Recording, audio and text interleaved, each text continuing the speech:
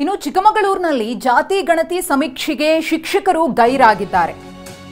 ಶಿಕ್ಷಕರನ್ನ ನೇಮಕ ಮಾಡಲಾಗಿದೆ ಜಾತಿ ಗಣತಿಗೋಸ್ಕರ. ಒಂದಷ್ಟು ಮಂದಿ ಶಿಕ್ಷಕರು ಸಮೀಕ್ಷೆಯನ್ನ ಮಾಡದೆ ಗೈರಾಗಿದ್ದಾರೆ. ಹಾಗಾಗಿ 18 ಶಿಕ್ಷಕರಿಗೆ ನೋಟಿಸ್ ಅನ್ನ ನೀಡಲಾಗಿದೆ ಡಿಡಿಪಿಐ ಕಡೆಯಿಂದ. 2882 ಶಿಕ್ಷಕರ ಪೈಕಿ 18 ಮಂದಿ ಶಿಕ್ಷಕರು ಸಮೀಕ್ಷೆಯಲ್ಲಿ ಭಾಗಿಯಾಗಿಲ್ಲ. ಕಳಸ ಶೃಂಗೇರಿ ತಾಲೂಕಿನಲ್ಲಿ ಅತಿ ಕಡಿಮೆ ಸಮೀಕ್ಷೆಯಾಗಿದೆ. ಸಮೀಕ್ಷೆ ಆರಂಭವಾದ ದಿನದಿಂದ ಈ ಶಿಕ್ಷಕರು ಬಂದಿಲ್ಲ.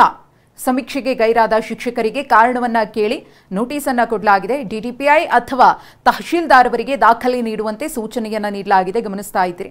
ಅದಕ್ಕೆ ಸಂಬಂಧಪಟ್ಟಂತಹ ಒಂದಷ್ಟು ಡಾಕ್ಯುಮೆಂಟ್ಸ್ ಈಗಾಗಲೇ ಸಿಎಂ ಸಿದ್ದರಾಮಯ್ಯನವರು ಕೂಡ ಹೇಳಿದ್ದಾರೆ, ನಿಗದಿತ ಸಮಯದ ಒಳಗಡೆ ಸಮೀಕ್ಷೆ ಮುಗಿಬೇಕು, ಏನು ಟಾರ್ಗೆಟ್ ಕೊಟ್ಟಿದ್ದೀವೋ ಪ್ರತಿದಿನಕ್ಕೆ ಅದು ರೀಚ್ ಆಗಬೇಕು ಅಂತ ಹೇಳಿ. ಈ ರೀತಿ ಸಮೀಕ್ಷೆಯನ್ನು ಮಾಡಬೇಕಾದಂತಹ ಶಿಕ್ಷಕರೇ ಗೈರಾದ್ರೆ ಆ ಟಾರ್ಗೆಟ್ ಅನ್ನ ರೀಚ್ ಆಗೋದಕ್ಕಾಗುತ್ತಾ ಇಲ್ವಾ ಅನ್ನೋ ಪ್ರಶ್ನೆ.